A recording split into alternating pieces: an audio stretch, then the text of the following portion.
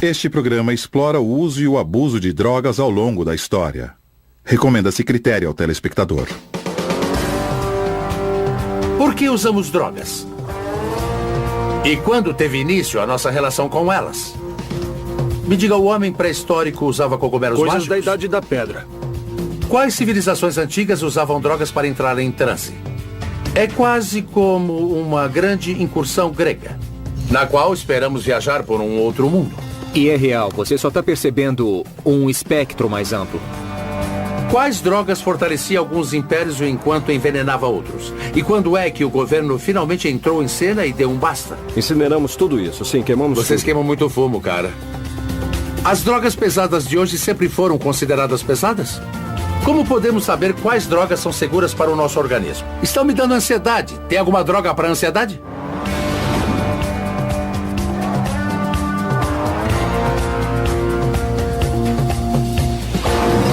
A história das drogas. Oi, sou Dean Norris e eu uso drogas. Minha mãe também usa, o meu médico. E, na verdade, até o meu cachorro. E aposto que se você está vivendo o século XXI, você também usa. Mas, ei, não precisa acreditar em mim. Vamos fazer uma viagem através dos tempos. Os primórdios do homem. Os primeiros usuários. Hoje temos milhares de drogas à disposição. Mas e quanto a 20 mil anos atrás? Será que o homem primitivo sabia quando usar drogas para alterar a mente ou o corpo? Como será que ele descobriu isso? Quais drogas teriam sido usadas? As pessoas têm feito uso de drogas desde que os humanos passaram a andar sobre dois pés. Porque as drogas estão por toda parte.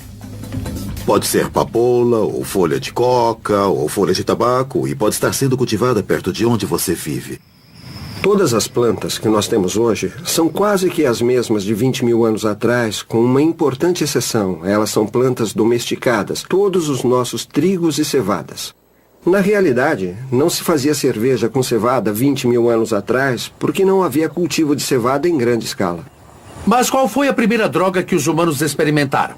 A existência de uma arte rupestre bem chapada de épocas pré-históricas podem ser uma pista. Geralmente, a arte rupestre inclui formas bem simples que lembram o que as pessoas veem quando estão em estados alterados de consciência.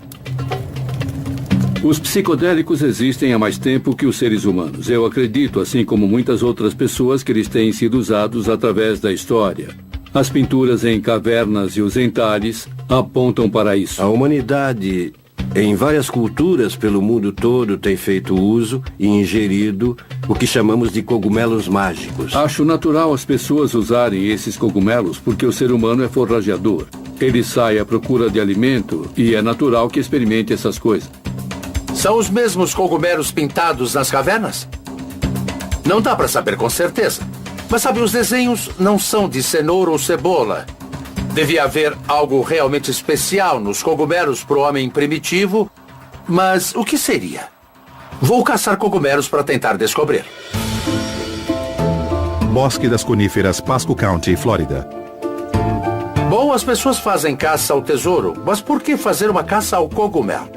Bom, a emoção de procurar cogumelos selvagens é realmente interessante, mas muitos outros tipos de cogumelos têm compostos que alteram a consciência, tais como os cogumelos alucinógenos. É isso que as pessoas chamam de cogumelo mágico? Sim, esse é um termo bem popular. Podem ser chamados de cogumelos mágicos, ou para os índios que faziam uso deles, são cogumelos sagrados. Quando acha que o homem usou cogumelo pela primeira vez? Ou seja, quanto tempo faz? Bom, tudo indica que houve um encontro, pelo menos em alguns locais, que remonta aos tempos da pré-história. O homem pré-histórico usava cogumelos mágicos? Coisas da Idade da Pedra.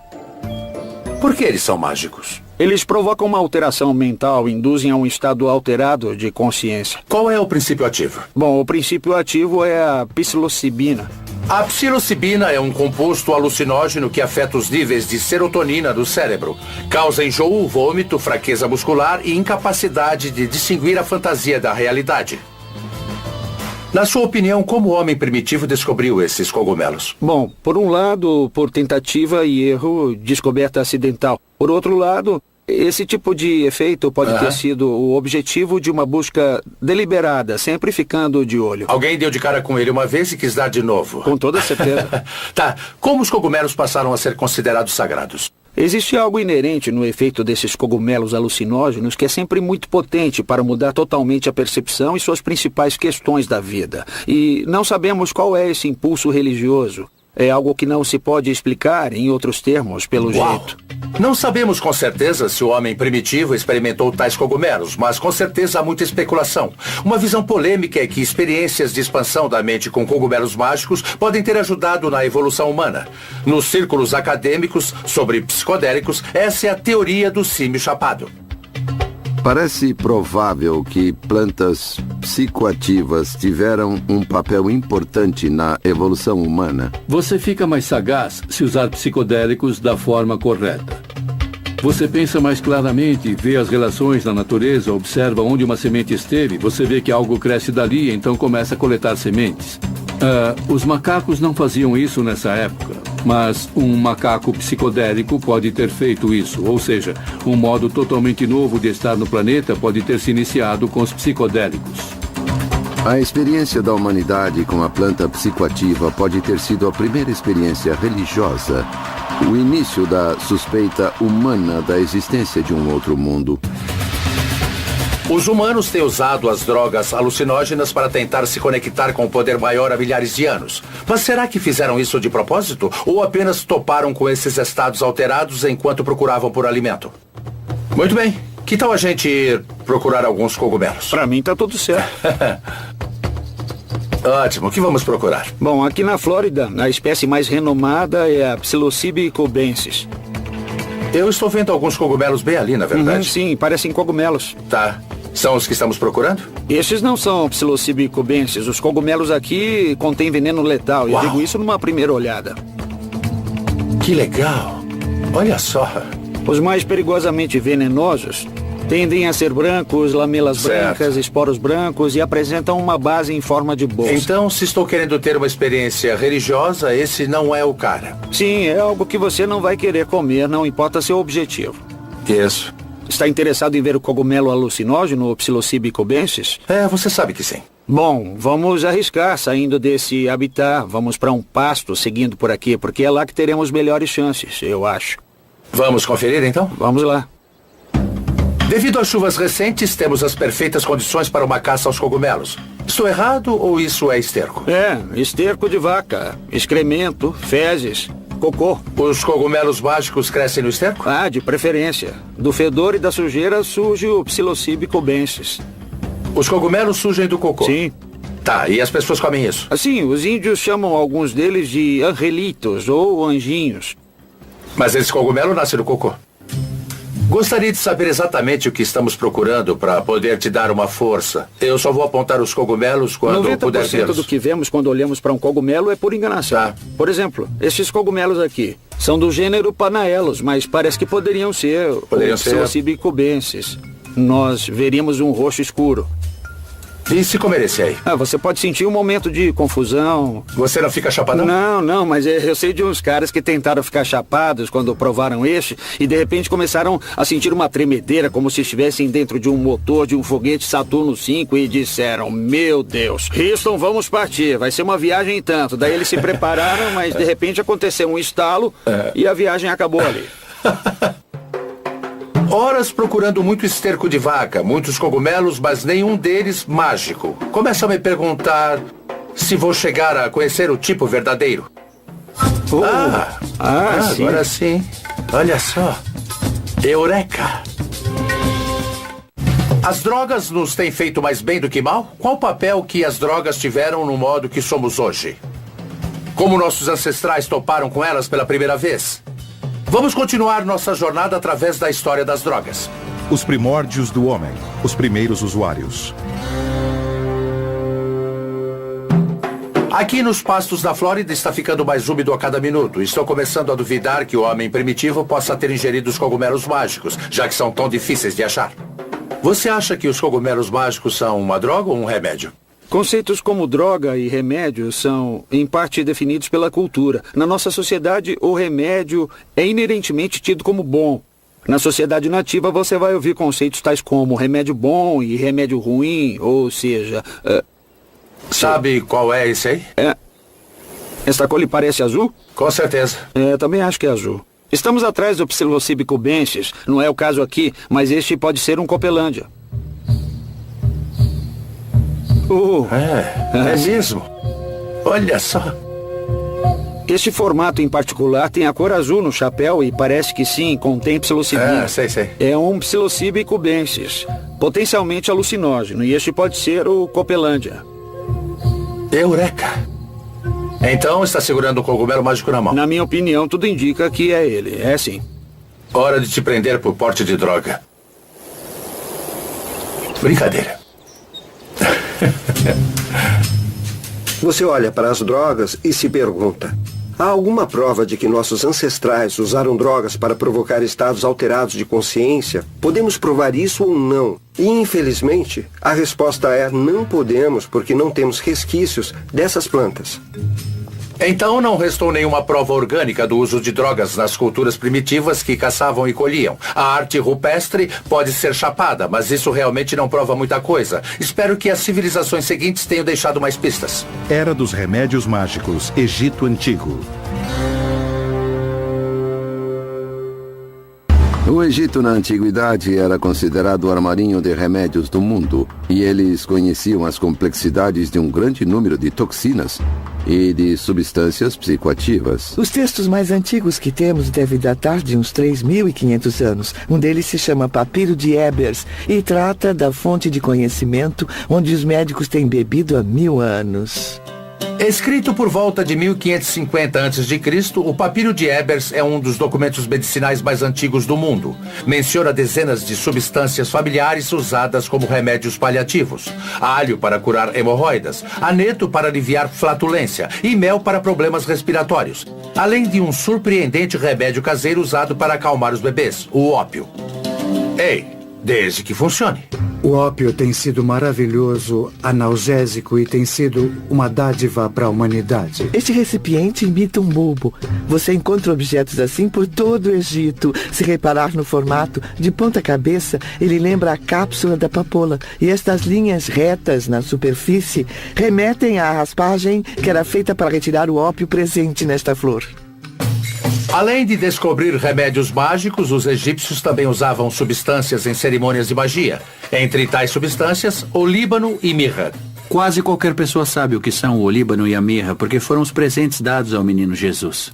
E, quando inalados em ambiente fechado, podem ser bem poderosos.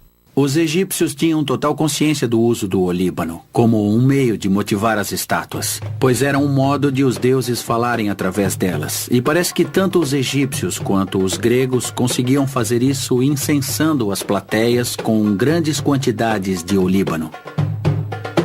Quem sabe se o olíbano e a mirra podem fazer as estátuas conversarem entre si nos dias de hoje? Só que um recente estudo científico em ratos indica que o olíbano e a mirra talvez consigam diminuir a dor e aliviar os sintomas da depressão e da ansiedade. Conheço gente que faz experimentos com o olíbano e ele é um psicoativo.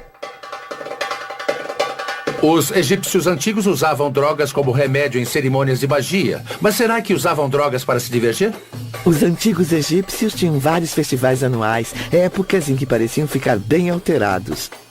Havia festivais de bebedeira para a deusa Arthur. A pessoa tinha que beber muita cerveja vermelha. Os egípcios levavam sua cerveja muito a sério e faziam questão de ter o estoque sempre cheio.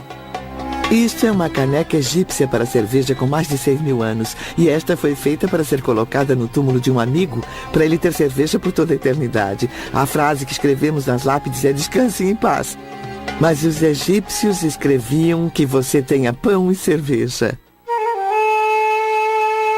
Os antigos egípcios construíram pirâmides, projetaram cidades e governaram por milhares de anos. E claramente as drogas fizeram parte da vida deles. Mas houve outra civilização construtora de pirâmides do outro lado do mundo que fez uso da droga e isso pode tê-la levado a viagens muito maiores. Era dos nativos psicodélicos, a América Antiga. Ouvi falar que os maias curtiam todo tipo de droga maluca. Vamos ver se isso é verdade. Uau! Então, aqui é Copan. Essa é Copán, uma das grandes cidades dos antigos maias. Eles construíram esses templos monumentais por toda parte, onde hoje é Guatemala, Belize, El Salvador Ocidental, Honduras e sul do México. Era uma sociedade muito avançada. Extremamente avançada. Exuberância vegetal e tantas estátuas de aparência ameaçadora. Vamos lá, esse lugar promete. E aqui fica o Templo 11, bem aqui. Olha só o que é isso. A ideia era ficar cada vez mais perto do céu, onde as divindades vivem, os deuses. Então vamos nos aproximar deles? Tá bom, vamos lá. Bom, eles eram uma sociedade avançada, não tinham elevador? Não, nada de elevador. Deviam ser carregados até lá em cima. Legal. Então os maias construíam suas pirâmides para chegar mais perto dos deuses. Estariam usando drogas com o mesmo objetivo? Estamos quase lá. Para descobrir, temos que ficar nas alturas. E claro, estou falando da altitude. As culturas pré-colombianas do hemisfério ocidental tinham uma rica variedade de substâncias psicotrópicas naturais para usar, e eles usavam em ritmos de adoração por toda a América do Sul e América Central. Se essas culturas nativas sabiam que estavam cercadas por plantas psicoativas, arrisco a dizer que Copán não era uma exceção. É realmente a grande cidade maia que fica nas montanhas. É tipo um reinado na montanha. Alguns até a descrevem como sendo o Shangri-La dos maias. Sei. É meio difícil imaginar como teria sido viver aqui. O que sabe sobre o modo como encaravam as drogas? Bom, eles eram agricultores, então eles tinham um bom conhecimento do mundo vegetal.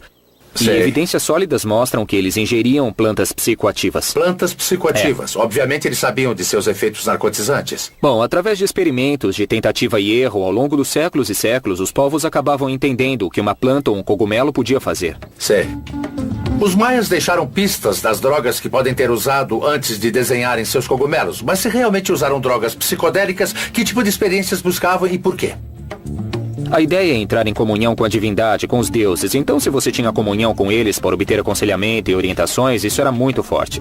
E isso ocorria junto com tipos diferentes de sangria e sacrifícios, coisas desse tipo. Sangria, explica isso pra Sangria, isso. Bom, digamos que você é o rei. Tá bom. O rei dos maias. É legal de ser rei, Copán. tá. E o que é que eu fazia, hein? É uma boa ideia. E o que você faria? Bom, você expunha seus órgãos genitais e usando um objeto de prestígio, como a espinha de arraia trazida lá de longe dos oceanos, você fazia um orifício no órgão genital. Fica calmo. E aí deixava o sangue escorrer por um papel de casca de árvore para dentro de uma tigela de cerâmica. Depois isso ia pro fogo, e então a fumaça e o seu sangue eram dados aos deuses como oferenda. Uau, talvez não seja tão legal ser rei. Nossa. Imagino como levaria um estado alterado, mas não haveria um modo mais fácil, como só ingerir uns cogumelos? Bom, talvez houvesse algumas plantas psicotrópicas ou cogumelos envolvidos em muitos desses rituais também. É provável que os reis fossem verdadeiros xamãs, alcançando estados visionários, viajando por outras paragens, coisas do tipo. E induzir a alteração de consciência com cogumelos teria sido, sabe, um excelente modo de ser um xamã. É claro. Você até fala com os mortos usando cogumelos mágicos. Com rapidez e facilidade.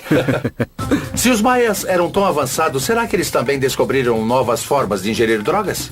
Parece que há ótimos indícios de que faziam uso do tabaco em enemas ritualísticos.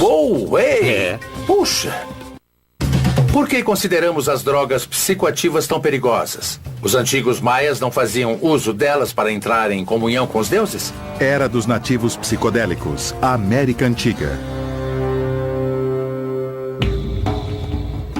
Parece que esses povos até enterravam seus mortos com plantas narcotizantes. Alan está me levando às tumbas subterrâneas de Copán para eu ver com os meus próprios olhos. Atualmente, em arqueologia, fazemos uso da ciência rígida, e uma das mais importantes técnicas da ciência rígida é realmente procurar indícios de espécimes botânicos para entender quais tipos de plantas eram usadas nos rituais, entende? Num sepultamento, por exemplo. Num sepultamento. Alguns arqueólogos estão atrás disso como prova de plantas psicoativas e altamente visionárias. Certo. Bom, vai ser legal, porque aqui você vê os nichos das ofertas, onde possivelmente ficavam as oferendas, inclusive as oferendas de plantas. Então, podemos dizer que essas plantas eram importantes porque eram enterradas com eles. Exato. Me fala de outras plantas com propriedades narcotizantes que os maias talvez tenham usado. O tabaco teria sido uma planta importante. Eles fumavam esse tabaco? Claro, ele podia ser fumado, mas parece haver fortes indícios de que eles usavam folhas de tabaco em enemas ritualísticos. Puxa. E considerando que o abdômen é muito irrigado por sangue, você pode inserir um composto químico com grande rapidez e total eficácia por meio de um enema. Esse ritual era uma coisa muito séria. Bota sério nisso. Um enema de tabaco talvez fosse capaz de inserir o equivalente a 20, 30 ou 40 cigarros de hoje. E isso teria induzido a um dramático estado visionário de extrema alteração de consciência. Eu acho que um bocado de tabaco enfiado no meu traseiro dessa forma me faria ver muita coisa que mesmo. Bom. Os maias tinham meios bem criativos de provocar a alteração de consciência, mas nenhum deles me parece prazeroso. E cá pra nós, se você está fazendo enemas de tabaco e está furando o seu órgão genital, isso não é nada divertido. Não se trata de algo recreativo. Eram práticas altamente estruturadas, rituais altamente ordenados. Então, para os maias, essas plantas ajudavam a promover a comunhão com Deus? Na verdade, eram deuses. Você introduz o Deus divino no seu corpo e comunga com ele. Se os maias acreditavam que estavam recebendo seus deuses em seus corpos quando ingeriam drogas, será que outras culturas nativas pensavam da mesma forma? Você tem que imaginar todas essas culturas desenvolvidas na selva. Nas Américas deve haver 10 vezes mais plantas psicoativas do que em outras partes do mundo. É o que parece. Quando consideramos a incrível biodiversidade no Amazonas, podemos começar a entender por que há tantas plantas psicoativas nas Américas, como a ayahuasca. A ayahuasca é a bebida feita de 2 plantas alucinógenas desenvolvida durante milhares de anos de experimentação por tribos sul-americanas que buscam a iluminação espiritual. É ilegal nos Estados Unidos, a menos que você seja membro de uma igreja que tenha permissão especial do governo. A ayahuasca talvez tenha sido desenvolvida durante milhares de anos, porque é muito complexa. De certa forma, pode ter sido uma das drogas farmacêuticas, porque era preciso preparar. Isso, ela exigia preparo, não dava pra você colher e usar. Era preciso colher algumas dessas plantas com muito cuidado, e o preparo envolvia ferver até se tornar um líquido grosso, que então você podia beber. Tá, e aí o que me acontecia depois disso? Bom, para começar, você faz isso com um pequeno grupo, com um xamã, um sacerdote, que estaria liderando a cerimônia. E tudo indica que você vai vomitar até as tripas, possivelmente por umas 2 horas. O quê? Você põe tudo pra fora. Uau. E depois tem uma das experiências mais visionárias que se pode ter com uma planta no mundo. São alucinações malucas ou o quê? Não são alucinações. Trata-se de uma acentuada percepção da realidade. Não é alucinação, não é uma coisa fabricada que é irreal. É real, é a realidade. Você só está percebendo um espectro mais amplo. Então não é diferente da realidade, é parte da realidade. É parte da realidade, é quase uma sensação aumentada ou uma percepção acentuada. Você entra em comunhão com o espírito da mata, da floresta, mas é tudo real. A ayahuasca é um portal para uma realidade aumentada? Ou sua mente está só te pregando algumas peças? O cérebro, obviamente, é incrivelmente complicado. Ele faz uso de todos esses vários mensageiros químicos e vários sistemas neuroquímicos. É claro que essas substâncias agem na serotonina, que tem efeitos profundos em muitas das várias áreas do cérebro. Parece que isso afrouxa as associações padrão dos nossos pensamentos e afrouxa a nossa visão do mundo. Antes de sair de Copan, quero que Alan me mostre o famoso campo onde os maias jogavam um jogo de bola bem arriscado.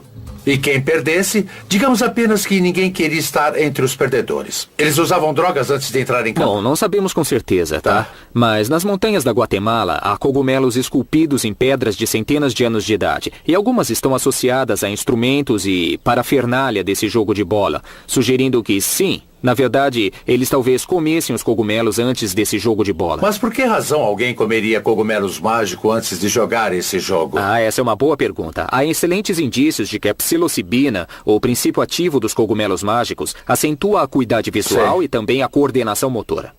Bem, então antes do beisebol da primeira divisão, essa foi a primeira droga para melhorar desempenho? Eu acho que pode ter sido, sim. E como é que se joga?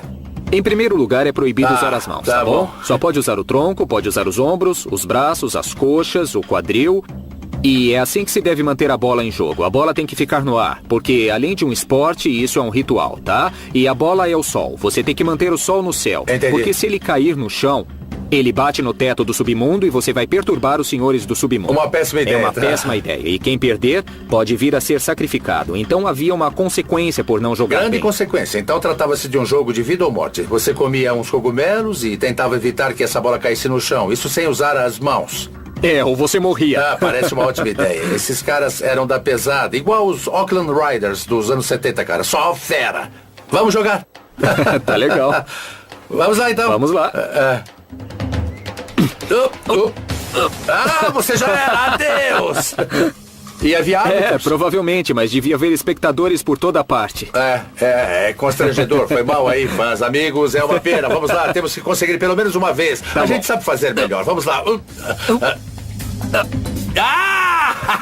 Tá bom, eu vou usar a coxa. Vamos tentar mais uma vez. Vai, é a sua vez. Eu roubei. Culpa minha. Ok. Morte súbita seria o caso, não é? Vamos lá. Tá bom, vamos lá.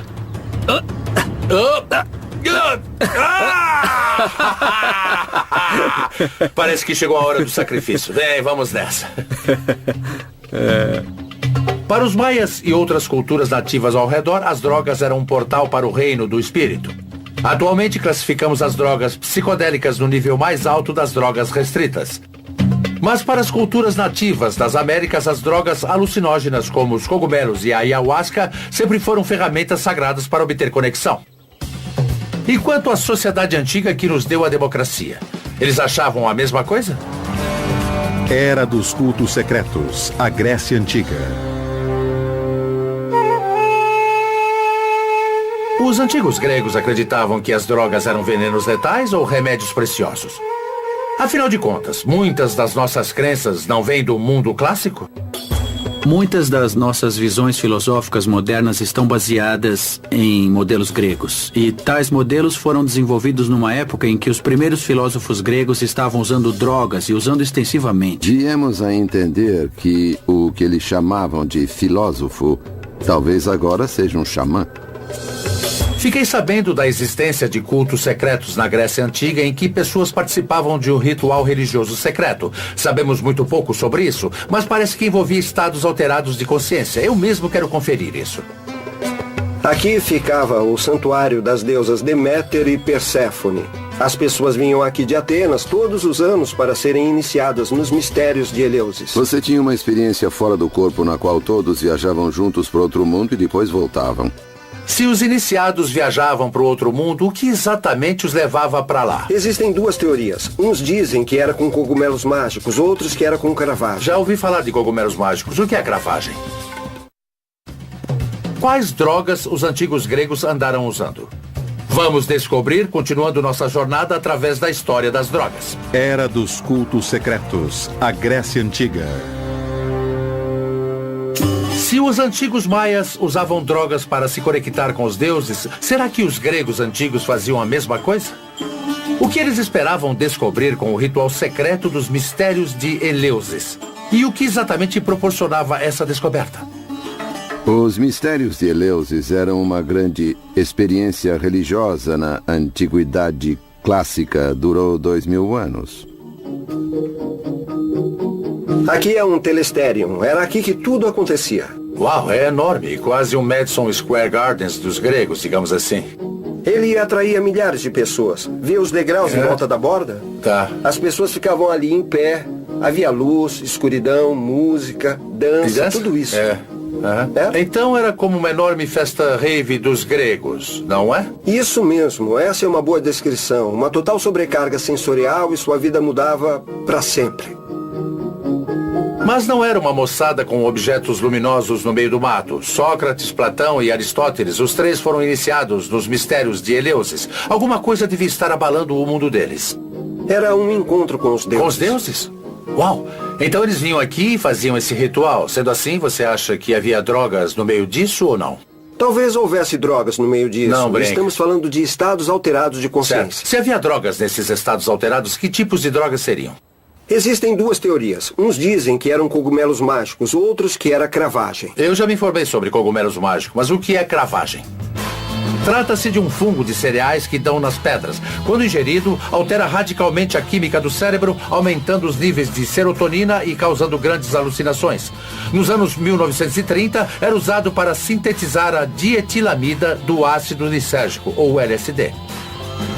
Sabemos que havia uma bebida que os iniciados bebiam chamada Kyclon, feita com centeio e poejo, um tipo de hortelã. E eles ingeriam isso. Então, se era centeio, se também havia cogumelo no meio, pode muito bem ter sido cravagem. Essa é exatamente a teoria. Parece que a cravagem daria a eles A capacidade de ver a deusa por causa dos efeitos psicotrópicos no organismo. O principal problema é que ninguém ainda conseguiu extrair da cravagem uma droga alucinógena que não seja mortal nem paralisante. Uau! A cravagem pode ser um perigo, sim, com certeza. E talvez por isso os atenienses não quisessem que essa fórmula caísse nas mãos do público. A substância causava interesse e podia ser mal usada em situações de recreação. E isto era um delito capital. Então os participantes podiam estar tomando uma droga tão secreta que, se fossem conhecidos, eles seriam mortos. Para alguns historiadores, essa mesma droga inspirou as obras-primas clássicas que ainda lemos na universidade hoje. Aquele que era alguém na antiguidade, que era um filósofo, de certo era iniciado nos mistérios de Eleusis. E tais experiências psicotrópicas possibilitaram o advento das ideias inspiradas que tiveram. Mas quando isso acabou? Por volta do ano 400, o local foi saqueado pelos góticos. Góticos? Moçada com delineador nos olhos e calça preta bem justa? Gente que usava armadura. Um pouco mais estilosa, né? Digamos que mais ou menos isso. Os mistérios de Eleusis terminaram quando o Império Romano se converteu ao cristianismo. E o santuário ficou em ruínas porque os cristãos o profanaram. Será que os gregos usavam drogas com outros objetivos? As drogas eram usadas em grande parte no mundo grego e até na Assembleia Grega, o que hoje chamamos de Congresso. Olha só o Párteno. Foi aqui que a primeira democracia do mundo nasceu. Incrível, bem aqui. Bem aqui onde nós estamos. As reuniões começavam com rituais de purificação e com queimas de incenso de substâncias botânicas. Os membros da Assembleia estavam sujeitos ao incensamento de plantas psicotrópicas a fim de induzir o que eles chamavam de espírito jovial, para que então pudessem discutir política. O que era incenso naquela época? Sabíamos que eles queimavam olíbano e mirra, resinas vegetais e talvez folhas de outras plantas. Talvez de cannabis? Não é impossível. Os gregos conheciam a cannabis. Bom, eu quero te dar uma dica, tá? Onde tem incenso, tem cannabis.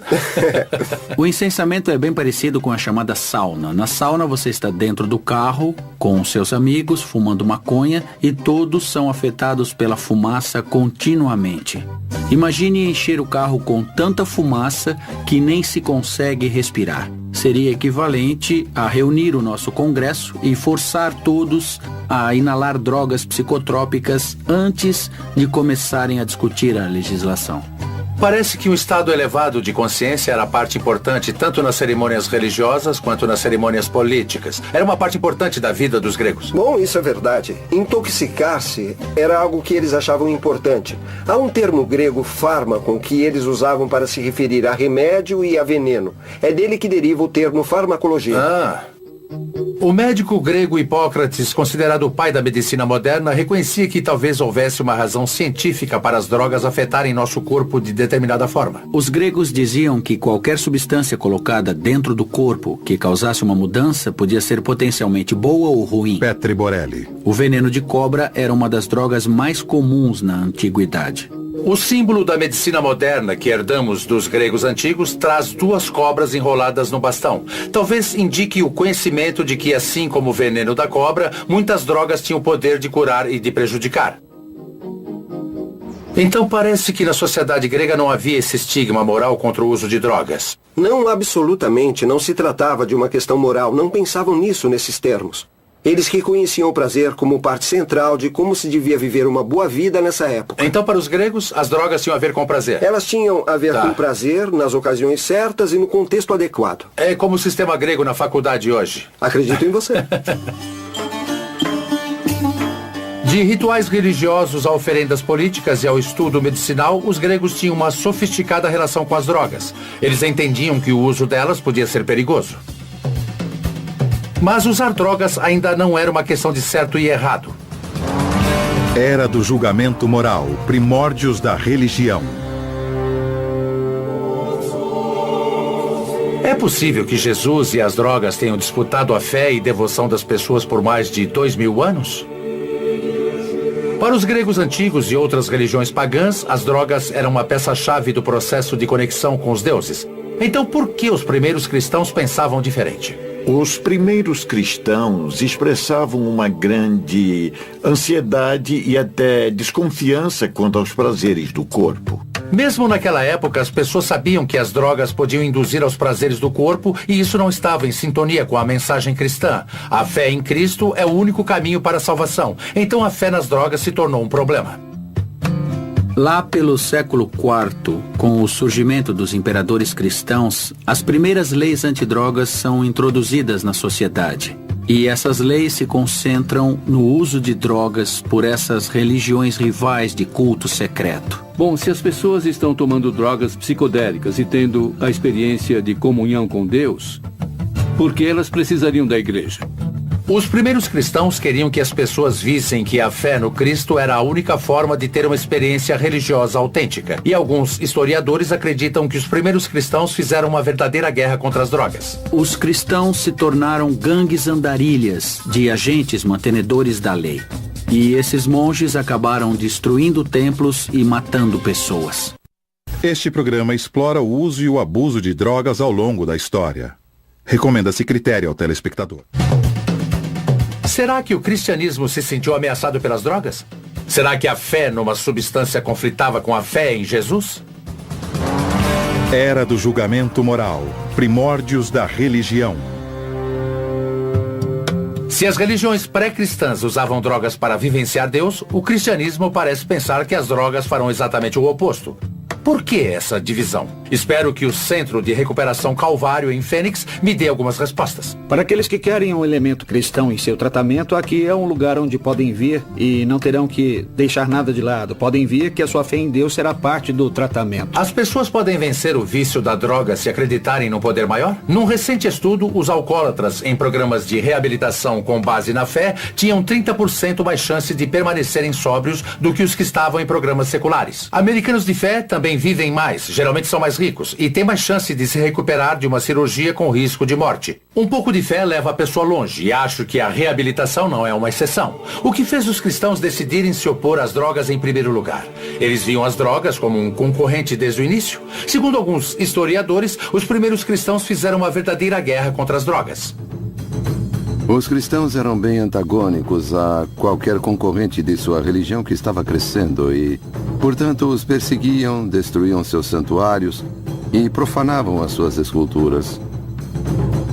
Lá pelo século IV, grupos de monges estavam invadindo propriedades onde era sabido que habitantes usavam drogas em cerimônias religiosas. E esses monges acabaram destruindo templos e matando pessoas. O ataque ao uso de drogas por não cristãos era o ponto central na plataforma política que os bispos usavam para obter poder e legitimidade.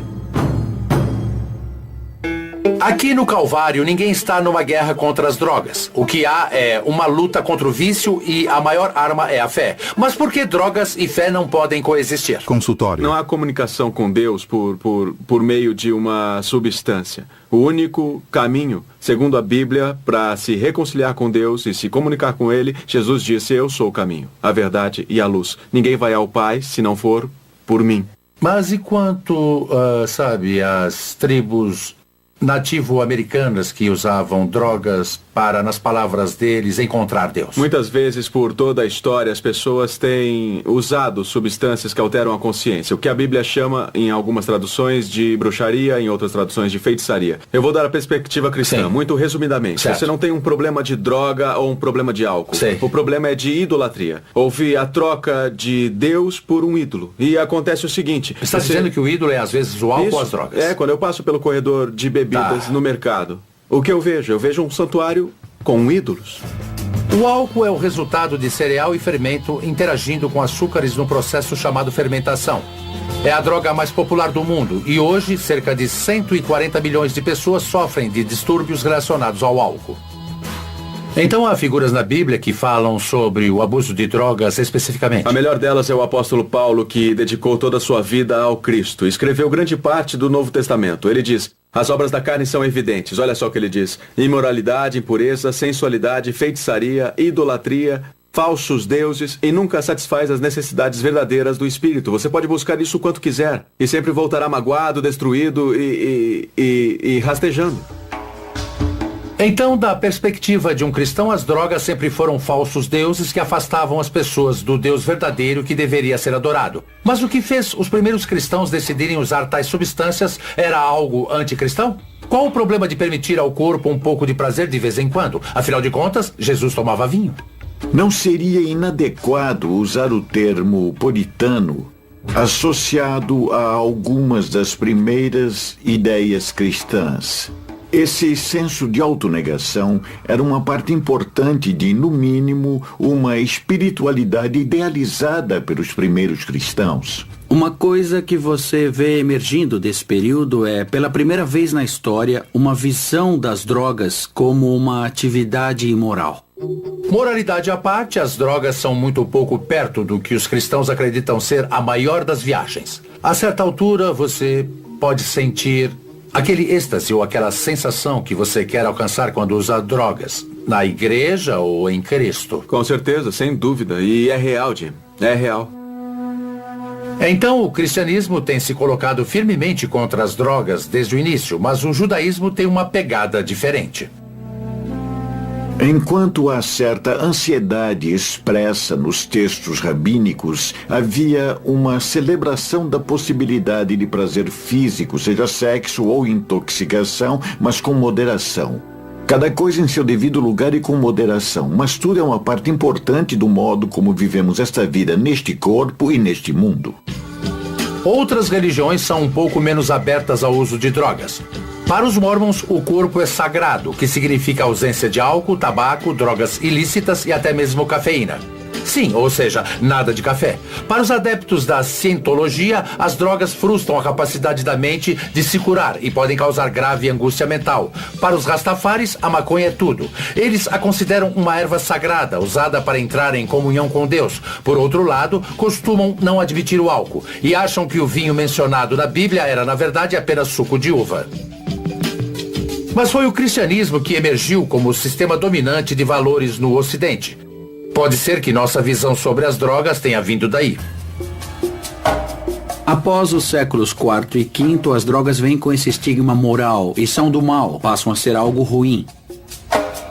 Mas se o cristianismo era tão poderoso, por que o uso de drogas não parou sob o domínio da igreja? Bom, parece que quando as pessoas viram o incrível valor das drogas locais na economia global, a moralidade passou para segundo plano. Às vezes, não importa quanto um povo é religioso, o dinheiro fala mais alto. Era do Império, em altos mares.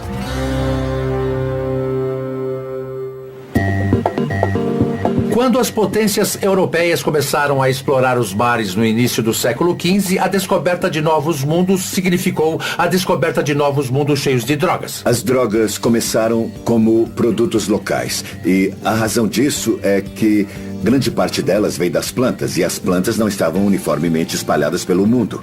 Isso ocorre em grande parte como resultado do crescimento do comércio marítimo global, quando houve a confluência dos produtos da droga no mundo, nos primórdios da era moderna. Sei que a Ásia, a África e as Américas tinham plantas nativas e folhas com as quais os europeus jamais tinham sonhado. Mas quais drogas os exploradores trouxeram de suas viagens exóticas pelos oceanos?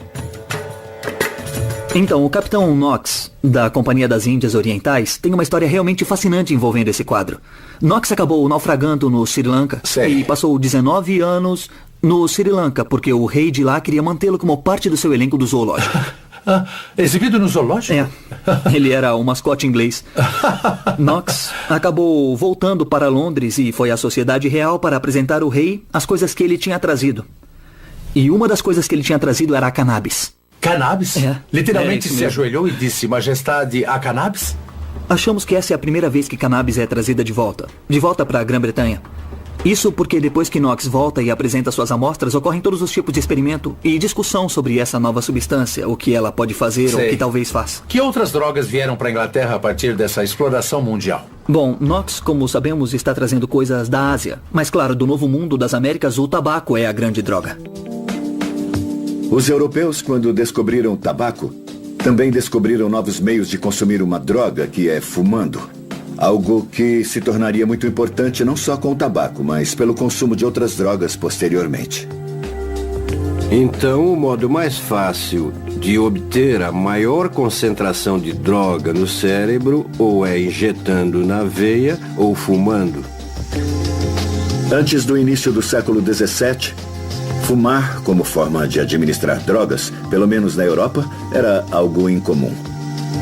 As pessoas descobriram essas novas drogas e entraram no comércio mundial. Descobriram novas formas de administrar essas drogas. Ou seja, deixar o gênio psicoativo sair da garrafa. Quando as drogas chegam ao mercado global, o marketing global vem na sequência. Então, antes da Coca ou da Pepsi, a primeira marca global foi o Ópio Patent. Isso, se você comprasse o Ópio Patent, sabia que estava comprando coisa boa. Quais drogas cruzaram os altos mares e se espalharam pelo globo? Vamos continuar nossa jornada pela história das drogas a partir do marco zero do tempo. Era do Império, em alto mar. Observatório Real. Você está pisando no meridiano de Greenwich. O que está a oeste está em um hemisfério, o que está a leste está em outro hemisfério. Então Londres, essencialmente, está no centro do mundo. Os britânicos diziam que aqui era o centro do mundo e, por acaso, bem no meio de Londres. Além de arbitrário, escolheram aqui porque podiam escolher. Uma das coisas que trouxe o meridiano zero para cá foi a atuação comercial da Companhia das Índias Orientais, com chá, especiarias e também o ópio. E aí está uma grande parte da história do Império Britânico e da Companhia das Índias Orientais. O ópio atua inundando o cérebro com alcaloides narcóticos, proporcionando intenso prazer e aliviando a dor. Tem sido amplamente usado há milhares de anos e talvez seja o remédio mais antigo do mundo para diarreia. Um dos principais meios da Companhia das Índias Orientais pagar pela carga de chá era transportando o ópio para a China. Uau! O Ópio Patent. Eles começaram a desenvolver, incentivar e tentar vender na China, e essa era tida como a primeira marca mundialmente conhecida. Então, antes mesmo da Coca ou da Pepsi, a primeira marca global foi o Ópio Patent. Isso, sabia que ao comprar Ópio Patent, você estava comprando coisa boa. Fume o Ópio Patent, tá bom. O bom, a Inglaterra queria o chá da China, mas os chineses só queriam prata ou ópio. E a Inglaterra, claro, não tinha ópio. É aí que a Índia entra em cena. Como todo comerciante inteligente, a Inglaterra terceirizou a fabricação do ópio para a Índia e depois trocava esse ópio pelo chá da China. E a estratégia deu certo, pelo menos por um tempo. Os chineses, é claro, não gostaram nem um pouco disso. O imperador chinês, o sujeito mais poderoso da época, decidiu, bom, agora chega, eu vou pôr um fim nesse comércio de droga. Eu vou deter o comércio do ópio. E ele então destrói uma enorme quantidade de ópio britânico que seria vendido à China. Essa foi a faísca que deu início à Primeira Guerra Anglo-Chinesa, chamada pelo jornal Times de Londres de A Guerra do Ópio. É interessante os chineses terem iniciado essa guerra com os britânicos destruindo um monte de ópio e os americanos iniciarem com os britânicos destruindo um monte de chá no episódio da festa de Boston. É, bom, esse é o problema de ser um império comercial, eu suponho. É. Quando a Primeira Guerra do Ópio irrompeu em 1839, os britânicos importavam quase 3 milhões de quilos de ópio por ano. E como resultado dessa Primeira Guerra do Ópio, os chineses foram forçados a parcialmente legalizar esse comércio e, como resultado do segundo conflito, tiveram que legalizar totalmente a comercialização. No ano de 1879, os britânicos importavam algo em torno de 7 milhões de quilos por ano. E o ópio chegou a voltar para a Inglaterra? No fim do século XIX e início do século XX, isso passa a ser um problema ainda maior. Na segunda metade do século XIX, as pessoas, sobretudo os reformistas, começaram a despertar para o fato de que o mundo tem o problema das drogas. Embora o dinheiro ainda fosse muito bom, essas empresas eram realmente muito lucrativas. Mas e quanto aos bêbados? E os manicômios? E os antros de ópio? E o custo disso para o governo? E os acidentes? E as internações nos hospitais? As pessoas e os governos que fabricavam os remédios estavam lucrando muito, já que o uso se espalhara por todo o globo. Em pouco tempo, as drogas começaram a afetar o modo como as pessoas pensavam o mundo. Pergunte aos artistas. Sou capaz de apostar que eles ficaram malucos com esse fornecimento irrestrito. E para saber ainda mais, vou fazer uma viagem até o lar do sempre maioral William Shakespeare. De onde será que vinha a inspiração do bardo? Estamos aqui em Stratford-upon-Avon, cidade natal de Shakespeare, certo? Há alguma evidência de que Shakespeare tenha usado drogas? Bom, é muito difícil dizer. Em alguns sítios arqueológicos foram encontrados cachimbos com resquícios de cannabis e cocaína em propriedades que ele possuía. Então a resposta é sim. Mas nem tanto. Porque esses cachimbos datam mais ou menos do mesmo século em que Shakespeare estava vivo. Se eram ou não realmente dele, ou então de alguém que ele conhecia, é difícil de dizer. Então, quais peças de Shakespeare falam sobre a visão dele sobre drogas? Muita gente diria que a peça mais viajante talvez seja Sonhos de uma Noite de Verão. E a Royal Shakespeare Company, cuja sede é aqui mesmo, está levando essa peça. Talvez você mesmo queira conferir. Acho que vou, sim. Royal Shakespeare Company. Sonhos de uma Noite de Verão parece ser uma das peças de Shakespeare mais doidonas. Seria isso mesmo? Parece que é assim. É a primeira peça dele que meio que nos mostra uma droga sendo usada e nos apresenta os efeitos. Tá, vocês acham que Shakespeare pode ter usado drogas enquanto escrevia essa peça? Ele é de Stratford e teria um bom conhecimento de vários tipos de ervas e plantas, estimulantes e calmantes da região, então... Tá. Bom, eu diria que com certeza sim. Tá. E se a gente pegar o soneto 76, lá onde ele fala que... o meu soneto favorito. Isso, exato, a famosa erva, o composto estranho. Não venha me dizer que isso é uma forma de escrever apenas. Sim, também tem aqueles anos perdidos de Shakespeare. O que ele fazia naquela época? A lista de artistas que usaram drogas é longa e distinta. Todos sabemos que Vincent van Gogh tinha uma queda por absinto, assim como Oscar Wilde, Edgar Allan Poe e Pablo Picasso. Claro, Picasso também curtia um ópio, assim como Charles Dickens e Mary Shelley. Allen Ginsberg escreveu Uivo sobre o peiote, um hábito que também tinha Jim Morrison e Hunter S. Thompson. Ray Charles e James Taylor eram viciados em heroína e Johnny Cash transitava entre barbitúricos e anfetaminas. Adolf Hitler não era artista, mas vale notar que injeções diárias de metafetamina no bumbum e gotas de cocaína nos olhos o ajudavam a passar o dia. E a maconha? Precisamos dar a lista? Após alguém fumar um baseado, o cérebro está fazendo conexões que ele normalmente não faz. E essa é meio que a definição de criatividade, associar um evento, um fato, uma experiência, uma emoção com outra que você nunca tinha tido. Maconha. É claro que muitos dos nossos artistas mais amados sucumbiram ao abuso de drogas. A heroína foi responsável pelas mortes de Janis Joplin e Sid Vicious, que a mistura de heroína com cocaína, o famoso Speed, matou John Belushi, Nick Drake e River Phoenix. Cocaína. A cocaína ceifou a vida de Ike Turner e Joe Entwistle, do The Who, enquanto que a combinação de cocaína com morfina foi o fim de Chris Farley. A morfina dominou o comediante Lenny Bruce e Heath Ledger consumiu uma versão lícita da heroína, o Oxy, além de mais uma meia dúzia de narcóticos. Preciso dizer mais? Sem as drogas ainda poderíamos ter esses criadores e suas experiências artísticas, mas não sem a experiência que no geral essas drogas detonam. É sempre uma troca. Não dá para ter arte sem ter psicose. O intercâmbio era o nome do jogo na era do Império. As drogas alimentavam as novas economias e a inspiração artística que o mundo jamais vira antes. Ninguém imaginou que tamanha disponibilidade da droga levaria a verdadeiros problemas sociais. Só que muito disso foi ofuscado no século XIX por grandes avanços no uso das drogas pela medicina. Era do alívio da dor. Santos remédios do século XIX. Em 1803, o cientista alemão Friedrich Sartaner fez uma grande descoberta na história das drogas. Pela primeira vez, ele isolou o princípio ativo de uma planta narcótica. Essa planta era a papoula, e o princípio ativo era a morfina. Morfina. E a mudança foi total. Em 1803, o composto da morfina foi isolado da planta que dá o ópio. E esse foi, digamos, o nascimento da ciência chamada farmacologia. A morfina é uma dor incrível para a dor aguda. Se a pessoa tem um infarto ou quebra uma perna, o alívio é quase instantâneo. A inteligência humana nos forneceu tantos e valiosos usos clínicos para as drogas, mas isso também trouxe o caráter viciante dessas substâncias. Com narcóticos cada vez mais potentes saindo dos laboratórios, alguém parou para pensar o que tais drogas poderiam nos causar? Aqui temos gotas para bebês. Contém álcool e ópio. Será que as drogas mais perigosas nasceram em forma de remédio? E a morfina era um analgésico revolucionário ou foi usada para enretar uma nova geração de viciados?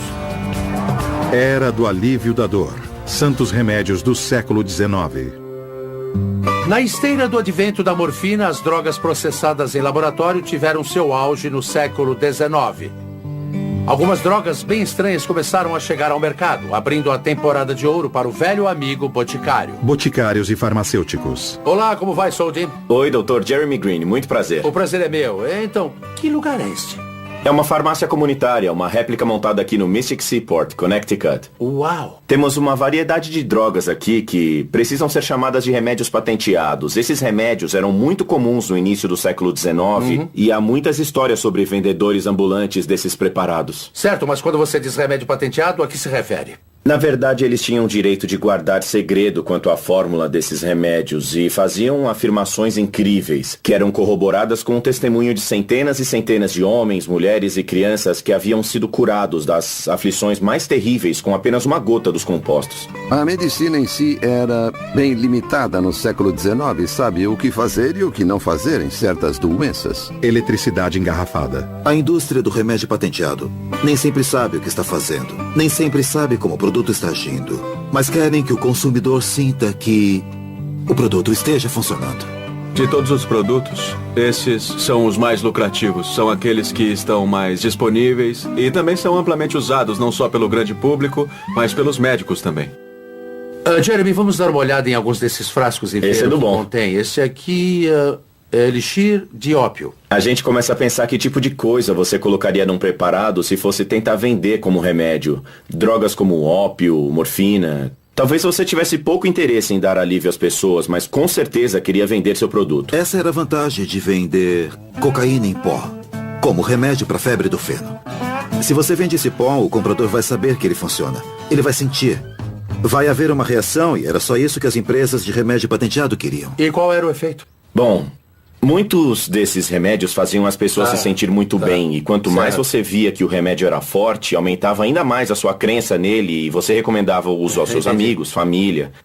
Então, nesses termos, essas drogas realmente funcionavam, mas elas com certeza também eram extremamente prejudiciais. Na época dos remédios patenteados, tudo era muito desregulamentado e, como resultado, além das pessoas ficarem viciadas, muita gente morria após ter ingerido alguns desses preparados. Eu gostei deste aqui. É calmante e revigorante. Isso. Certo? E é a cura permanente para todas as doenças nervosas. Isso. Há uma impressionante quantidade de afirmações nesse aqui, veja. Altamente concentrado, especialmente adaptado para o alívio e cura permanente de todas as doenças nervosas. Cefaleia, nevralgia, dispepsia, distúrbio biliar, diarreia, constipação, resfriados, tosses, febres, tremedeira, males do fígado, tuberculose, perda de apetite, fraqueza feminina, desmaios, palpitações, espasmos, tontura, tosse compulsiva, sarampo, etc. e etc. Está mesmo escrito etc. e etc. aqui no final. É possível dizer que a indústria do remédio patenteado é a medicina do Velho Oeste. Às vezes até literalmente. Eles pegavam algo carregado de morfina e anunciavam como cura do vício da morfina. Inundavam a paisagem com anúncios. Os produtos Carter, eles pintavam as pedras que margeavam as estradas. São precursores do estilo outdoor. Eles faziam carnaval para se promover. De certa forma, o nascimento da propaganda na América pode ser associado à indústria do remédio patenteado. Remédio anticálculo biliar do Dr. Shreves. Durante esse período, o rápido crescimento da indústria de remédios está sempre em busca do próximo campeão de vendas. Essa busca fez surgir uma droga potente que viria a ocupar um lugar infame na história. As empresas de remédio identificam a cocaína como um novo produto de enorme potencial para o mercado. E elas são as verdadeiras responsáveis por transformá-la numa substância comercial. Elixir de coca. Os médicos rapidamente pularam no bonde da cocaína, começaram a usá-la como anestésico em cirurgias da garganta e dos olhos e endossaram os santos remédios populares e elixires miraculosos que estavam tão à disposição na época. Há histórias maravilhosas da década de 1880 sobre médicos que tinham um paciente deprimido ou uma mulher que não falava havia meses e quando medicava com cocaína começava a falar. E isso é revolucionário. Com a cocaína, a máquina do marketing do remédio patenteado estava a todo vapor. Fabricantes de produtos à base de cocaína fizeram de tudo para garantir que o consumidor soubesse que a cocaína estava no produto. Esse era o ponto. E claro, a cocaína era o principal ingrediente num novo tônico popular, cujo slogan é Coca é o que há. Em Atlanta, na década de 1890, se você queria pedir uma Coca-Cola na farmácia, por exemplo, você talvez dissesse, me dá aquela droga ali. A cocaína tinha chegado em grande estilo e as pessoas estavam descobrindo todo tipo de uso para ela. Você começa a ver nas décadas de 1880 e 1890, na América, patrões de todo o país decidindo que precisavam garantir que seus funcionários tivessem acesso à cocaína. Pastilhas de cocaína. No final do século XIX, as drogas fortes estavam por toda a sociedade e ninguém estava livre de seus efeitos. Bom dia, bebê feliz. Bom, olha só, este aqui são gotas para bebês. E contém álcool e ópio. E curam, certo? É um remédio para aliviar gases, cãibra e cólica. Muito do que hoje temos como estruturas regulatórias para prevenir a venda casual de narcóticos vem do fato de que davam esse tipo de coisa para as crianças dormirem. Tá, eu gostaria muito de um remédio para o meu filho. Bom, então esse aqui é o ideal, viu? Os fabricantes de remédio estavam empurrando todas essas drogas para o público com pouquíssimo conhecimento dos efeitos a longo prazo. Claro que elas usavam drogas, afinal, ninguém dizia para não usar. O sabor é ótimo. Não fizeram nenhum estudo longitudinal para saber se, isso funciona no primeiro mês, mas depois... E os consumidores continuavam voltando. Volte se precisar.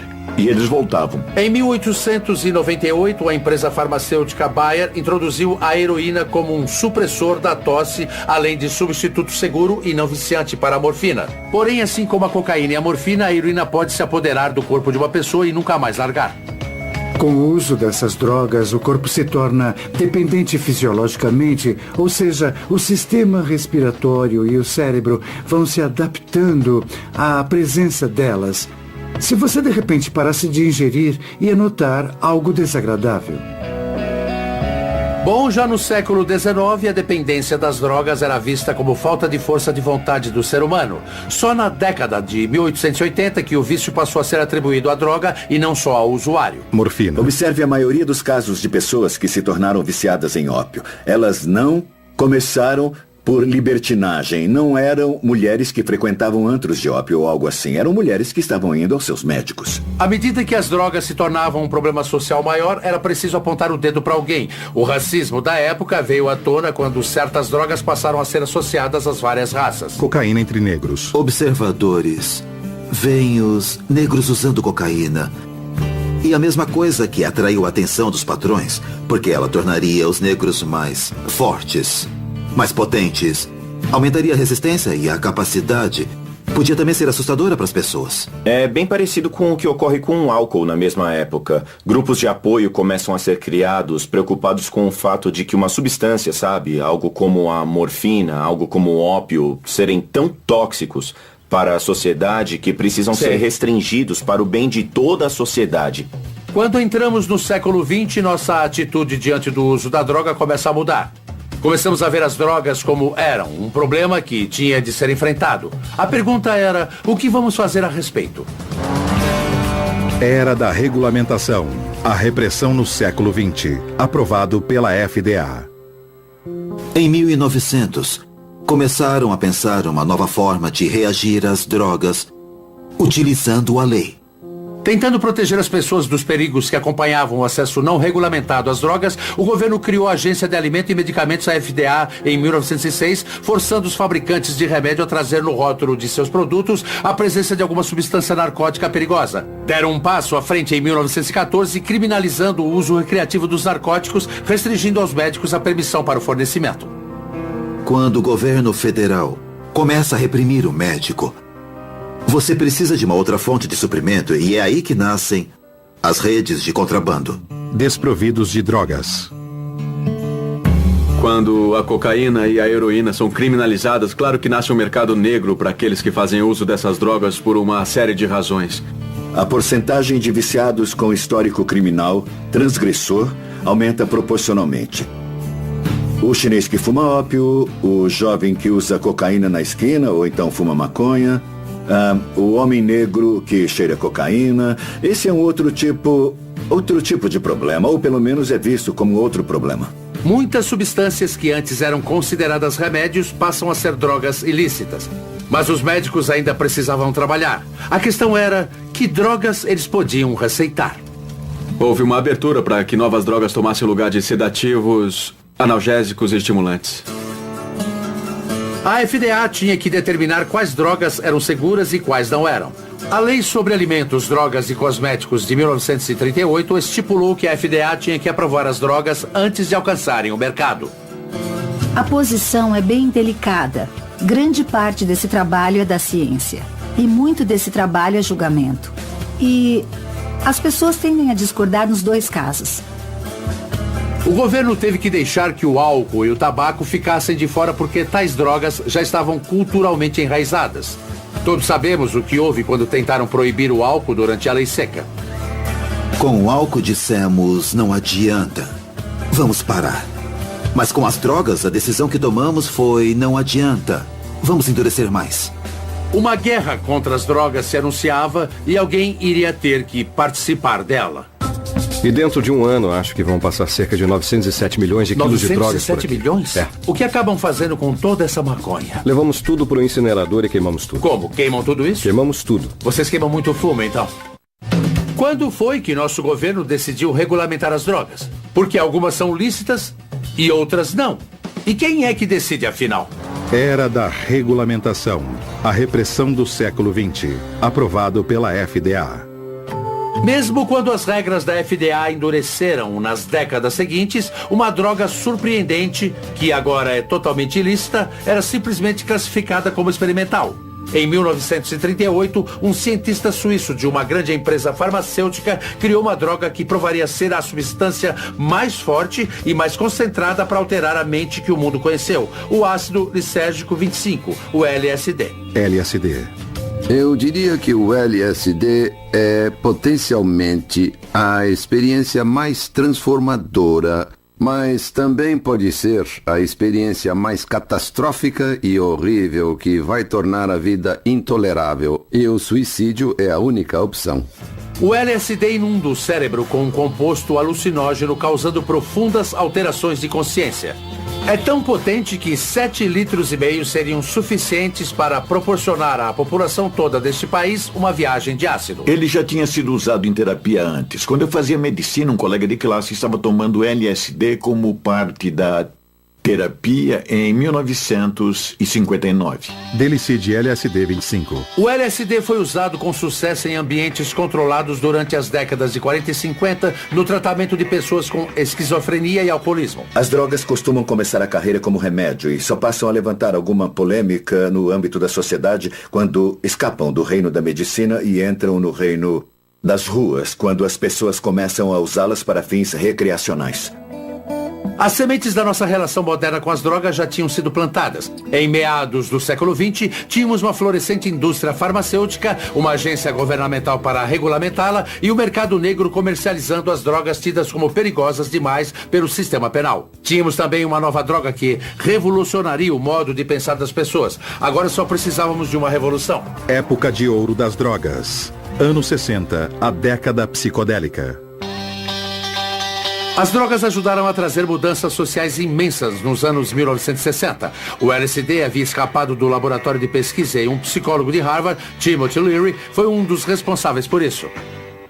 O LSD é a substância mais poderosa que o ser humano já desenvolveu para influenciar a mente. Já usei a comparação da energia nuclear com esse material. Acho que nas mãos corretas ele trará mudanças. Para Tim, todo mundo devia fumar maconha diariamente e tomar LSD uma vez por semana. Se ligar, se orientar, cair fora. E alguns até largaram a faculdade por causa do que ele dizia. Eu estava com 19 anos quando decidi tomar o que talvez seja a maior dose de LSD que já foi tomada até agora. 100 mil microgramas. E aí tive um dia de Êxtase e arrebatamento e 7 dias de um pesadelo, de uma catastrófica agonia espiritual. As drogas psicodélicas podem colocar você no centro de si mesmo, no ponto de onde você pode começar a se reprogramar. O LSD foi tão polarizante quanto a década que o tornou infame. No final dos anos 60, o governo americano enfrentava uma guerra perdida no Vietnã e uma geração mais jovem que eles não entendiam. Os jovens estavam optando por sexo, drogas e rock and roll, em lugar de um governo que não achavam confiável. Richard Nixon chamou Tim Leary de o homem mais perigoso da América. Nixon acreditava que o uso de drogas era um sinal da decadência social e pessoalmente estava bem alarmado com o aumento do uso de drogas. Ele se preocupava com a contracultura da droga, se preocupava com o uso de heroína entre os combatentes no Vietnã. Jovens e gente da classe média estavam usando drogas como nunca antes haviam usado. Parece que toda essa problemática da droga estava convergindo para ele e sua administração. Temos que travar o que tenho chamado de guerra total ao inimigo público número 1 nos Estados Unidos. O perigo das drogas. Nixon decide se comprometer totalmente. E cria um novo arcabouço legal, que vai restringir o acesso às drogas ainda mais. Em 1970, uma série de novas leis antidrogas foram aprovadas. E sob a direção de Richard Nixon, a Agência de Combate às Drogas, a DEA, foi criada num esforço conjunto para tirar as drogas ilícitas das ruas. Mas se essas drogas saíssem das ruas, para onde exatamente elas iriam? Esse lugar é incrível. O que é aqui? Aqui é o depósito oficial de drogas da região sudoeste dos Estados Unidos, usado pela DEA para guardar grandes quantidades de drogas ilícitas antes de serem destruídas. No caso aqui, é mais maconha. Quantos quilos você diria que tem aqui no momento? No momento, acho que temos por volta de 100 quilos. Cerca de 100 mil 100 quilos? quilos. E dentro de um ano vão passar cerca de 907 mil quilos de drogas por aqui. 907 mil quilos? Eu não sou matemático, mas pode me dizer quanto isso equivale no mercado? É muita maconha. Muito, né? O que vocês acabam fazendo com toda essa maconha? A gente retira uma amostra e faz o registro, porque muito disso será usado como prova nos tribunais posteriormente. E depois temos uma operação de queima bem consistente. Levamos para o incinerador e tudo é queimado. Vocês queimam tudo isso? Queimamos tudo. Vocês queimam muito fumo, cara? Sabemos que as drogas faziam parte dos anos 60. Acha que a DEA foi criada como uma resposta a isso? Com certeza sim. Acho que a questão naquela época era a questão de uma cultura das drogas. E acho que o governo então quis consolidar recursos para tentar fazer algo para resolver o problema. Qual seria a missão da DEA? É garantir o cumprimento da lei das substâncias controladas, que é a lei federal antidrogas do governo americano. Com a lei das substâncias controladas de 1970, você tem uma lista classificatória, que vai de 1 a 5. Na lista 1 estão as drogas que são terminantemente proibidas. Quando achamos que uma droga tem alto potencial de abuso, nós notificamos a DEA, que então a insere numa lista. A FDA classifica as drogas perigosas em 5 listas. Na lista 1 estão as drogas mais viciantes e com menor valor medicinal. Na lista 2 estão as drogas um pouco menos viciantes e com mais valor medicinal. E por aí vai, até chegarmos na lista de número 5, muito coerente. Mas a maconha, inclusive a medicinal, é uma droga da lista 1, enquanto drogas como cocaína, PCP, oxi e morfina estão na lista 2. O álcool e o tabaco nem são mencionados. A maconha está na lista 1 agora. Não tem nada a ver com medicina ou ciência. Só tem a ver com a política e orçamento da DEA. Nos anos 70, trabalhamos muito no centro da cidade, nas ruas. Qual era a droga nessa época? A droga nessa época, muito LSD, muita heroína, muita maconha. Nos anos 80, passamos para o crack. Foi uma epidemia no final dos anos 80. Era muita violência associada a ele. Tivemos de formar forças-tarefa para combater essa violência. E nos anos 1980, as leis antidrogas ficaram ainda mais duras. E as penas de prisão para os transgressores ficaram mais longas. No mandato de Reagan, a regra era agir com todo rigor contra as drogas. Diga sim à sua vida. E quando o assunto for drogas e álcool, diga não. Durante a década de 1980, eu era o principal procurador da Câmara dos Representantes envolvidos no esboço das leis federais antidrogas. Eu fiquei muito perturbado com o que aconteceu. Eu tinha ciência de que as leis que estávamos aprovando eram profundamente ineficazes, que estávamos enriquecendo os cartéis que pensávamos estar combatendo. Houve um aumento das overdoses, as prisões estavam mais cheias e eu via tudo isso. Quando entramos nos anos 90, começamos a ver o surgimento da metanfetamina, que passou a ser uma opção. Então tivemos de incrementar nossos esforços contra isso. Também tivemos de providenciar mais treinamento para os agentes locais mantenedores da lei, no sentido de como lidar com os laboratórios. E nessa última década, vimos um surgimento ou um aumento na quantidade de medicamentos que as pessoas usam. Remédios à base de ópio, como analgésicos e coisas desse tipo. Certo. E juntamente com isso, o aumento do uso da heroína, porque essas duas drogas estão interligadas. Certo. E também, claro, a maconha sempre foi uma força constante, como você pode ver aqui, não é verdade? É claro, eu estou vendo. É uma batalha constante contra a maconha. Sentindo o cheiro. Quando você anda pelo depósito de drogas da DEA, você se pergunta por que isso é tão valioso? É porque é ilegal. E segundo a lei de ouro da economia, quando uma atividade se torna mais valiosa, mais gente a adota. É como se fosse uma mochila. Tudo em cima.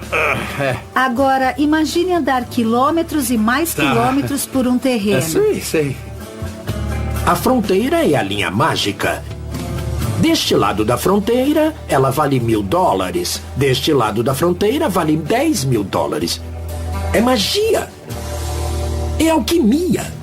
E qual é o total em dinheiro, considerando o total de drogas apreendidas que DEA arrecada em um ano? Bom, entre dinheiro vivo e bens que pegamos com os traficantes, chegamos perto de $1 bilhão por ano. Considerando o valor das drogas que apreendemos, estamos falando de algumas dezenas de bilhões de dólares. E para onde vai esse dinheiro? Vai tudo para o Tesouro Americano. Uau! Ele não vem para nós, ele vai para o governo e é usado para bancar uma série de realizações. Tomara que sejam parques e coisas do tipo, não é? Pagar professores e essas coisas. Mas também há muitos custos paralelos para combater as drogas, e manter os transgressores na prisão é um deles. A guerra antidrogas, como qualquer outra coisa, acabou lotando as prisões dos Estados Unidos. Um fato sem qualquer precedente. Muitos estados viram o custo de suas prisões aumentar mais rápido do que qualquer outra categoria de despesa estatal. Mais que educação, mais que aposentadoria, mais que o sistema de saúde. Uma incrível transformação na capacidade do Estado de partir para cima dos seus próprios cidadãos, em nome do combate às drogas. Recentemente, Kofi Annan, Jimmy Carter e outros líderes mundiais anunciaram um estudo dizendo que a guerra às drogas não era vencível. O que acha disso? Acho que esse título, Guerras às Drogas, é um engano. Não é uma guerra, é uma ação criminosa. Somos investigadores de polícia investigando criminosos. Não somos soldados, somos policiais. Então, quando se fala que o álcool é permitido como argumento para legalizar a maconha, como é que você se sente? Acho que temos de olhar os custos para a sociedade. Certo. Já não temos problema suficiente com o tabaco e o álcool? E o custo que essas duas drogas lícitas impõem à sociedade americana? E os custos com saúde, os custos altíssimo. Em vidas? Sabemos que o álcool e o tabaco fazem mal à saúde, mas são permitidos. Tudo bem, mas como sociedade. Ainda assim, mas a gente decidiu como sociedade. Como sociedade, tudo sim. Bem. Se cobrássemos impostos sobre as drogas ilícitas, como se faz com o álcool e o tabaco, teríamos $45 bilhões por ano de receita para os governos estadual e federal. Será que vale a pena? Ou seja, sim, estamos pagando o preço, mas não temos o problema das drogas. Como não? Estamos pagando um preço enorme por uma política que é um fracasso. Eu acho o seguinte. No momento aqui na América, temos cerca de 7% da população usando drogas regularmente.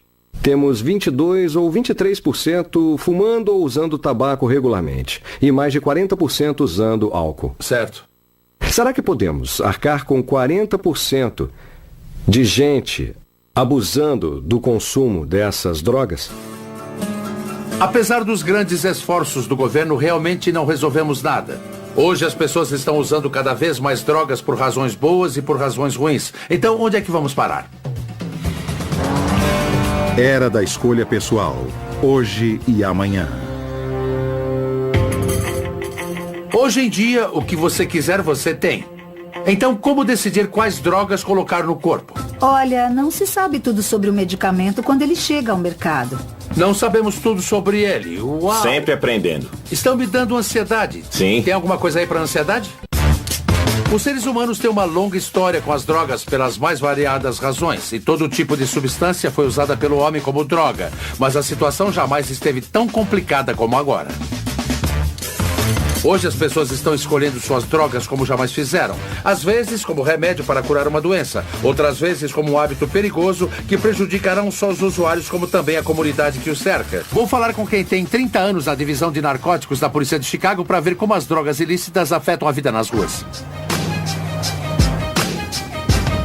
Vamos dar uma volta aqui pelo sul. Sempre houve venda consistente aqui nestas ruas. Qual é a droga que predomina numa área urbana como Chicago? A heroína e o crack. E o crack? O crack é um derivado mais barato da cocaína em pó e o nome vem do som que ele faz quando é fumado. Quando consumido em altas doses, os usuários podem vivenciar uma parasitose ilusória, a sensação que parasitas estão andando sob a pele. Devo dizer que tem um grupinho, bem ali. Cada quadra ou certas quadras são controladas por diferentes gangues e tal. Dê só uma olhada. Ali. Tem um cara de boné vermelho ali. E parece que ele está vendendo. Ele saiu fora, mas parece que está vendendo. Se você olhar bem os dois caras, olha só, um está fazendo sinal pro outro. Em algum momento, acho que eles vão avistar nosso carro. Não dá para brincar com eles. Mesmo a gente estando aqui, não impedimos o negócio dele. Sei. Tem policiais à paisana que apanham. O fato de você ser policial não significa que eles terão algum respeito ou que vão te isentar de alguma coisa. Nosso país tem 4% da população mundial, mas consome 65% do suprimento de drogas pesadas do mundo. A droga ilícita mais popular aqui agora é a maconha. Depois vem a cocaína e os alucinógenos, incluindo o êxtase. Estima-se que metade de todos os crimes cometidos no país tem a ver com drogas. O custo das drogas ilícitas para a nossa sociedade é espantoso. O paradigma do abuso de substâncias é mais de 200 bilhões de dólares. Experimente quantificar isso. Enquanto as drogas ilícitas na sociedade americana custam à sociedade 200 bilhões de dólares por ano, a indústria farmacêutica gasta 70 bilhões por ano para desenvolver novos medicamentos. Aqui em Chicago, há apenas algumas quadras do tráfico de drogas no centro da cidade. A indústria farmacêutica se reúne para o encontro anual da Associação para Informação sobre Drogas, a DIA. A DIA existe para difundir informações neutras sobre drogas. O que eu queria saber é como foi que deixamos nossa relação com as drogas se complicar tanto. É de cair o queixo. Quando você vê que um medicamento leva 10 anos para ser desenvolvido e custa $1 bilhão. 10 anos e $1 bilhão para um remédio? Veja o caso de algo como Lipitor, ou sei lá, o processo de desenvolvimento, desde o primeiro teste em humanos até a aprovação pela FDA, são 10 anos. E o custo é de $1 bilhão. Eu tenho uma ideia para um remédio. Quando você toma, ele vai pra academia e corre 8 quilômetros pra você. Correndox, vai se chamar Correndox. Mas e as drogas lícitas do mercado seriam seguras? As empresas devem ter uma ideia bem clara do efeito de uma substância antes de colocá-la à venda, certo? Jim, somos uma empresa de consultoria de segurança que atua junto à indústria farmacêutica. Ajudamos as empresas a avaliar os efeitos colaterais de uma substância. Não se sabe tudo sobre o medicamento quando ele chega ao mercado, então... Não se sabe tudo sobre ele, é? Uau! Sempre aprendendo. Vocês estão me dando ansiedade. Sim. Tem alguma coisa para ansiedade? Se tiver uma pílula, eu tomo Está a caminho. Será que minha cabeça está assim? Com todos esses medicamentos disponíveis hoje, são os médicos que continuam sendo os guardiões dessas substâncias. Oi, sou o Dean Norris. Marquei às 5h15. Por favor, aguarde aqui. O Dr. Isaacs já vai atendê-lo. Ótimo. Este ano, no meu check-up anual, vou fazer mais algumas perguntas ao Dr. Isaacs. Dean Norris, olá, vamos entrar. Prazer, vem comigo. E como eu tenho mais de 40 anos, o Dr. Isaacs terá que realizar de novo meu exame anual da próstata. É aqui. Seu apetite está bom? Infelizmente, sim. E você dorme bem à noite? Geralmente. Muito bem. Isso. Impressionante. Eu perdi muito peso. Olha só, 2 pontos a menos. Quanto? Eu perdi 22 quilos? Depois do check-up, vou querer ouvir a opinião do Dr. Isaacs sobre a questão das drogas. E se eu lhe dissesse que andei muito estressado, que tipo de medicamento prescreveria para me ajudar nisso? Com muita frequência tenho receitado benzodiazepinas e remédios da família do Vale. E se eu lhe dissesse que estou tendo problemas para dormir? Ambien, ou Sonata, ou Lunesta. E se eu dissesse que ando extremamente ansioso? Se estiver falando de terapia de longo prazo, eu receitaria os medicamentos da família do Prozac.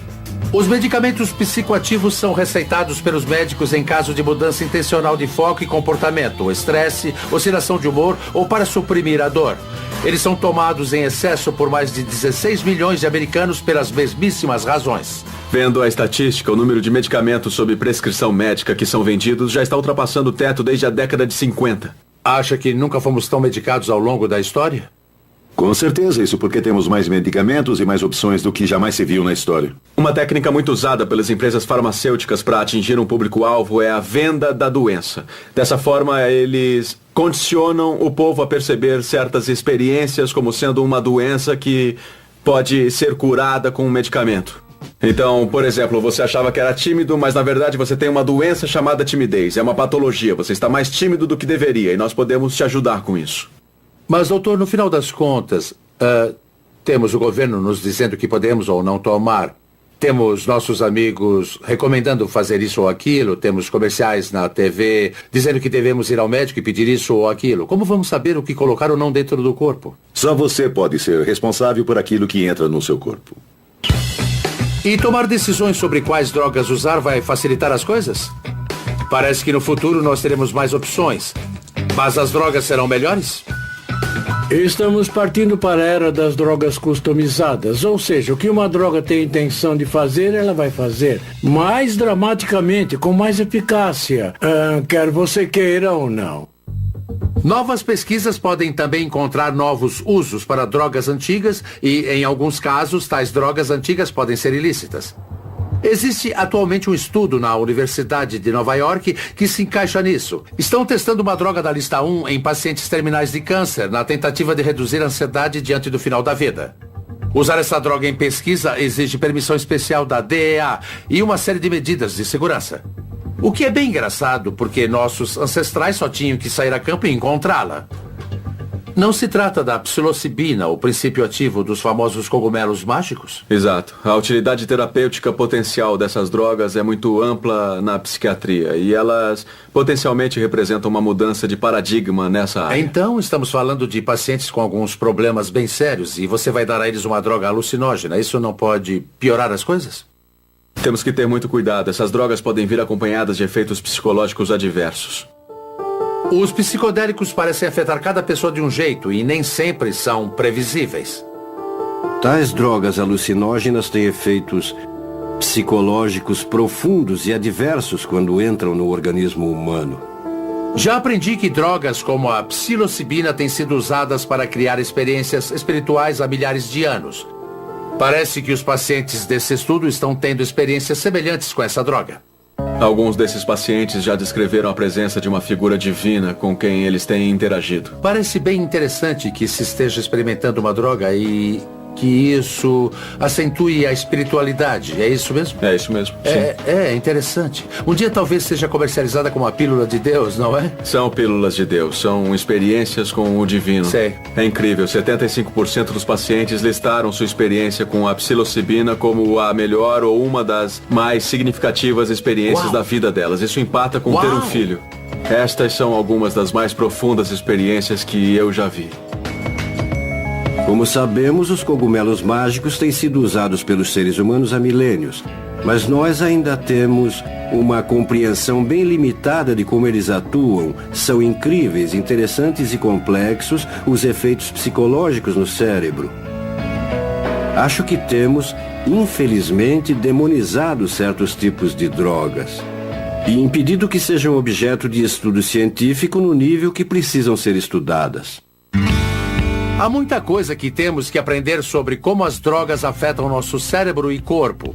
Mesmo a mais antiga das drogas que os humanos usaram ainda é objeto de pesquisa na atualidade. As drogas têm feito parte da experiência humana de muitas formas ao longo da nossa história. Na nossa busca espiritual por um significado maior das nossas práticas médicas, na esperança de que nos tragam cura, nas economias globais que se formaram em função delas e nas novas ideias que elas talvez tenham inspirado. Agora temos mais opções do que nunca, mas estaríamos mais saudáveis? Para alguns, as drogas são uma escolha pessoal. Para outros, devemos continuar a regulamentá-las para ficarmos protegidos de seus perigos. Sem dúvida, seguiremos em frente, sempre reexaminando nossa relação com as drogas. Elas que têm sido uma constante desde a Idade da Pedra até hoje e ainda serão no futuro.